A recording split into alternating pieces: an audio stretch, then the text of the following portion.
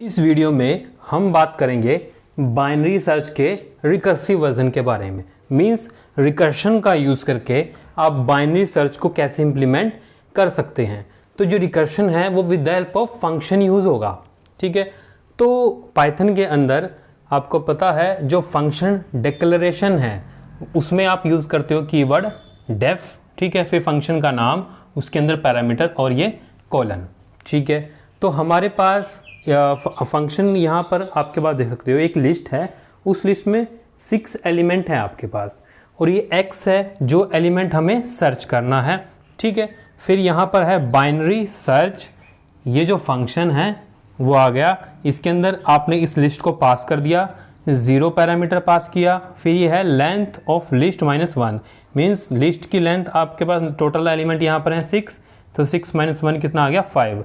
तो यहाँ पर 5 पास होगा, 5 6 - 1 पास होगा ना, 6 - 1 क्या हो गया 5। और ये x मतलब ये 2 आपके पास यहाँ पर पास होगा। ठीक है बात। उसके बाद ये क्या है, फंक्शन का नाम है। तो फंक्शन का नाम जैसे आ गया, फंक्शन यहाँ पर कॉल होगा। तो जैसे ही फंक्शन कॉल होगा तो कंट्रोल चला जाएगा यहाँ पर। तो यहाँ पर आपके पास फंक्शन में ये लिस्ट पास होगी पूरी की पूरी, ये 0 पास हो गई, लो के पास चली गई, ये वैल्यू यहाँ पर पूरी कैलकुलेट हुई थी 5, ये चली गई हाई के पास, और x में चला गया ये 2। तो यहाँ पर आपके पास आ गया 0, यहाँ पर आ गया 5 और ये इसके पास आ गया 2। अब इफ कंडीशन में लगा है low less than equals to high, तो 0 हमारे पास लेस देन इक्वल टू 5 बिल्कुल है, कंडीशन ट्रू। अब ये अंदर आ जाएगा, यहाँ पर हो गया मिड, मिड में क्या आ गया लो 0 + 5 डिवाइड बाई 2 कितना आता है 2.5, लेकिन ये क्या है सील फंक्शन है तो ये हो जाएगा 3। तो मिड की वैल्यू हमारे पास कितनी हो गई 3। फिर चेक किया गया a ऑफ मिड, मीन्स अब आपके पास ये इंडेक्स है ना 0 1 2 3 4 5। अब ये क्या है a ऑफ एरे, मतलब एरे ऑफ 3, एरे ऑफ 3 पर क्या पड़ा है 10। तो क्या 10 x में क्या है 2, क्या 10 2 के इक्वल है, नहीं है, कंडीशन फेल हो जाएगी, एल्स में आ जाएगा।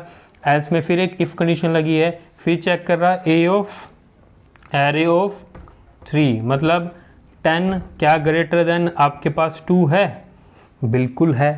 ठीक है, तो क्योंकि मिड a ऑफ 3 पे हमारे पास 10 पड़ा है ना, तो क्या 10 ग्रेटर देन 2 है, बिल्कुल है, कंडीशन ट्रू हो गई। तो इस इफ में आ जाएगा। यहाँ पर लिखा है रिटर्न। ठीक है, रिटर्न में क्या लिखा है बाइनरी सर्च, मतलब कि ये फंक्शन का नाम आ गया है। यहाँ पर फिर से फंक्शन कॉल होगी। तो जब फंक्शन कॉल होती है ना, तो फंक्शन कॉल में आपके पास यूज़ होता है स्टैक का।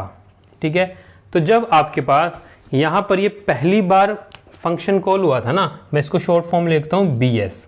ठीक है, इस bs के अंदर आपके पास पूरे के पूरे 6 एलिमेंट पास हुए थे, लो की वैल्यू 0 गई थी, हाई की वैल्यू आपके पास 5 गई थी और ये एलिमेंट 2 गया था। ठीक है ना, यहाँ पर लिख देता हूँ लो को L लिख देते हैं, लो की वैल्यू 0 गई थी, हाई की वैल्यू 5 गई थी और x की वैल्यू गई थी 2। ठीक है, फिर आप इस फंक्शन के अंदर आ गए थे, इस फंक्शन के अंदर आ गए, यहाँ पे ये कंडीशन ट्रू हुई, यहाँ पर है रिटर्न। रिटर्न में फिर से ये फंक्शन का नाम है, ये फिर से फंक्शन कॉल होगा। फिर यहाँ क्या होगा, ये फिर दोबारा स्टैक में जाएगा, स्टैक में ये बाइनरी सर्च फिर कॉल हुआ। अब इसमें पूरे के पूरे आपके पास फिर ये आपके पास जाएंगे एलिमेंट्स, एलिमेंट में अब लो की वैल्यू तो क्या है, लो की वैल्यू तो 0 है, लेकिन यहाँ पर लिखा है मिड -1, मिड की वैल्यू क्या थी 3 -1 कितना आ गया 2। अब यहाँ लो की जगह क्या पास हो, हाई की जगह क्या पास होगा, ये 0 गया, ये 2 गया और यहाँ पर एलिमेंट तो 2 ही है आपके पास। ठीक है बात। उसके बाद ये कॉल होगा, यहाँ पर फिर से वैल्यू जाएंगी। अब इसकी वैल्यू 0 है, इसकी वैल्यू 2 हो गई और ये तो 2 ही पास हुआ। अब दोबारा 0 लेस देन इक्वल्स टू 2 मतलब low less than equals to high, ये कंडीशन ट्रू है। मिड की वैल्यू अब कितनी हो जाएगी, मिड की वैल्यू फिर आपके पास 0 + 2 डिवाइड बाई 2 कितना आ गया 1। अब मिड की वैल्यू कितनी हो गई 1 हो गई आपके पास। ठीक है, उसके बाद वो चेक कर रहा है a ऑफ मिड, क्या a ऑफ एरे ऑफ 1, क्या ये 2 के इक्वल है? एरे ऑफ 1 पे क्या पड़ा है आपके पास? 3, तो 3 2 के इक्वल तो नहीं है, ये कंडीशन फेल होगी। यहाँ आ गया इफ़, एल्स में आ गया, यहाँ पर फिर कंडीशन है ए ऑफ मिड, यहाँ पर अब क्या है? ये एरे ऑफ मिड मतलब 1 पे क्या पड़ा है? 3, क्या 3 टीज 2 से बड़ा है? कंडीशन ट्रू हो गई। फिर ये यहाँ पे आ गया रिटर्न पे, रिटर्न में फिर आपके पास एक ये फंक्शन कॉल हो गया। अब यहाँ पे लो की वैल्यू तो क्या है? 0 ही है, मिड की वैल्यू 1 थी ना, मिड की वैल्यू जब आपके पास आई यहाँ पर 1 आई थी, तो 1 - 1 कितना हो गया? 0। तो अब ये भी क्या 0 पास होगा, मतलब ये फिर से कॉल होगा बाइनरी सर्च। यहाँ पर एलिमेंट्स जाएंगे, लो की वैल्यू 0 गई, हाई की वैल्यू 0 गई 2, ठीक है बात। फिर ये यहाँ पर आएगा, अब ये 0 हो गया आपके पास, 0 लेस देन इक्वल टू 0, बिल्कुल है, इक्वल है 0 के, कंडीशन ट्रू। फिर मिड की वैल्यू क्या आ गई? ये आ गया 0 + 0 डिवाइड बाई 2, कितना आ गया? 0। अब मिड की वैल्यू क्या हो गई? 0। तो अब ये चेक कर रहा है यहाँ पर a ऑफ 0 क्या 2 के इक्वल है? a ऑफ 0 क्या है? 2 है, तो 2 = 2 है, तो कंडीशन ट्रू है।